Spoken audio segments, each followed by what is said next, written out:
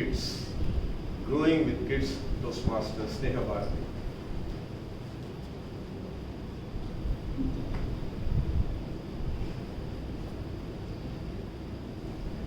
Good morning, my dear guests and Meraki's. Which of you here, when you were children, studied in government schools? Please raise your hand.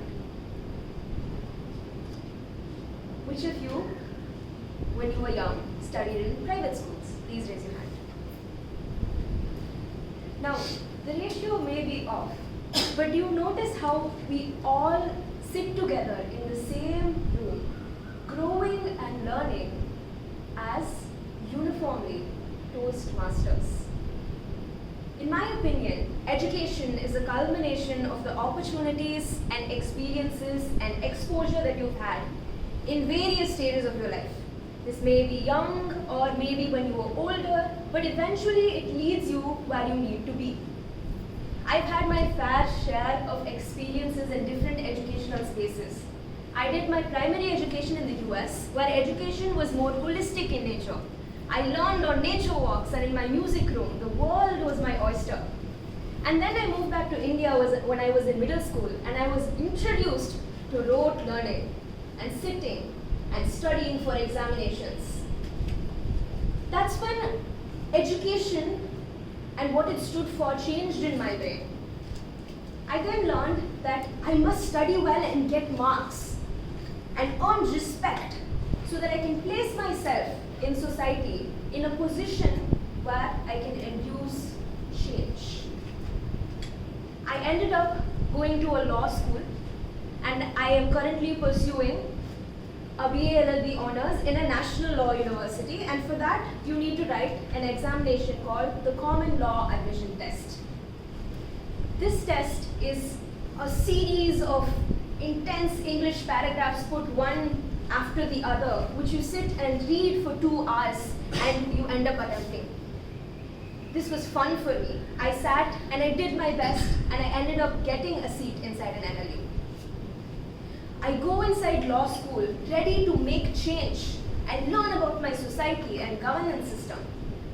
And I look around, and everyone that is studying with me are people who can speak English like I do, read English like I do, and most probably stand on a stage and speak like I do as well. Only about 20% of my classroom were people who were from government schools, who had actually seen the system that they live in, the real society that we are a part of. There's 60% here of this bridge to gap. I really started thinking about what I could do, which is when I was introduced to the organization IDIA. That is the reason for this abbreviation. IDIA stands for Increasing Diversity by Increasing Access in Legal Education. Big words, but what they do is, through 3 verticals that they have inside law schools, they first visit schools, matriculation or government schools, and introduce children to legal education and national law universities, these elite institutions that they might not have had easy access to. And then they choose the students who are really interested and will put in the vigorous energy, and they train them to write their common law admission test. And when they are inducted into these universities, they provide them scholarships to excel in these universities as well. I walked into IDIA when it was first chartered in my university by one of my very dear seniors, and I entered the first vertical, the Law for All vertical, to go to educational institutions and talk to children. Seeing the energy that I put in, then I was selected to be the team leader of all 3 verticals for my university chapter for the next 2 years. In the next 2 years, I did my very best to lead my team. We ended up going to more than 20 schools, reaching more than 2,000 kids over my tenure, and every step of the way has been a learning process. From team members who do not work, from school administrations who will not talk to you, to the directors who look down upon you and demand the numbers to be met as well. There was a lot of learning. But these types of learnings, as Toastmasters, we've seen in multiple phases. The vision of a volunteer organization is where the true learning for a leader exists, in my opinion. In Toastmasters, it is empowering yourself to speak and be a leader. And you do that in the route, on the stage, when you learn, when you meet your own learning goals of communication. In IDIA, the learning happened inside classrooms for me.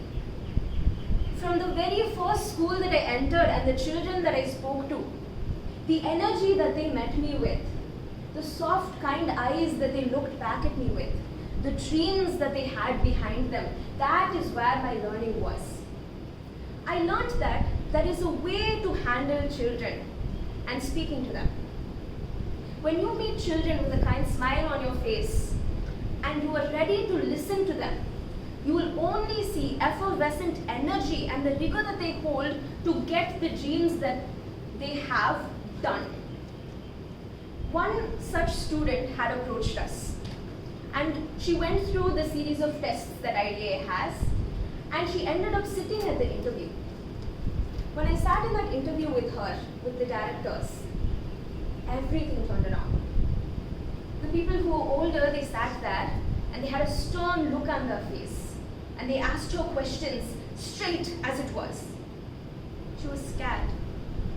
She was scared and anxious because she was just studying in 12th standard. She was this little girl. But she trudged on through the meeting and she gave her interview to her best abilities. Afterwards, when I gave her a call, that is when she broke down. And she said, I did not feel respected in that room, and I could sense that.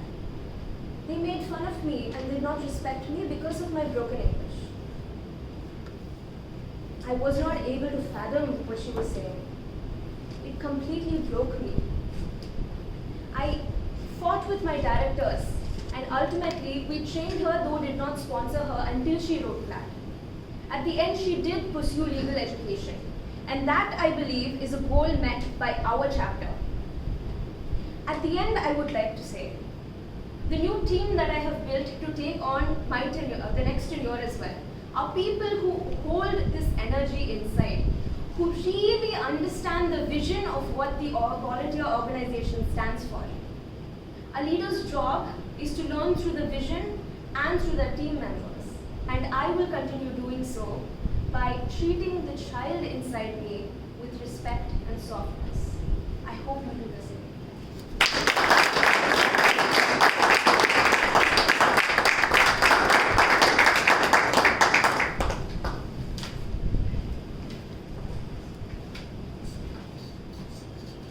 Great, wonderful, a very comprehensive presentation.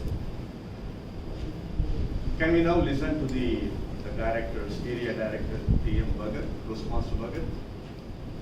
Yeah, we're going to send a message. Right. The divisional director, Toastmaster Rekha. Right. So we skip these two. No. One for audio. Let us get a send an audio message. Okay, all right. Audio video.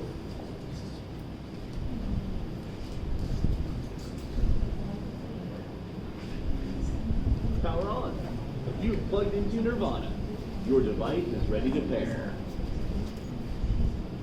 You're now connected to Boat Zone. Ready?